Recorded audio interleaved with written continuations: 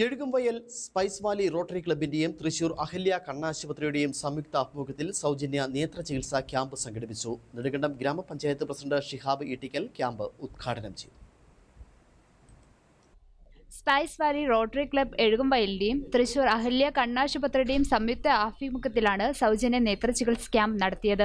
Rotary club president Sandy Sebastian അധ്യക്ഷത വഹിച്ച യോഗത്തിൽ നെടുങ്കണ്ടം ഗ്രാമപഞ്ചായത്ത് പ്രസിഡന്റ് ഷിഹാബി ഈട്ടിക്കൽ ക്യാമ്പ് ഉദ്ഘാടനം ചെയ്തു. റോട്ടറി ഡിസ്ട്രിക്ട് യൂനുസ് സിദ്ദിഖ് മുഖ്യപ്രഭാഷണം നടത്തി. നെടുങ്കണ്ടം ഗ്രാമപഞ്ചായത്ത് അംഗം ജോണി പുതിയ പറമ്പിൽ ആശംസകൾ അർപ്പിച്ച് സംസാരിച്ചു. Club secretary Kurian, KC Girish, Shino Marangattu, Sabu Malayil, Justin Muthuplackal, Elias Kurian എന്നിവർ നേതൃത്വം നൽകി. നിരവധി ആളുകൾ ക്യാമ്പിന്റെ സേവനം പ്രയോജനപ്പെടുത്തി. News desk Idukki vision.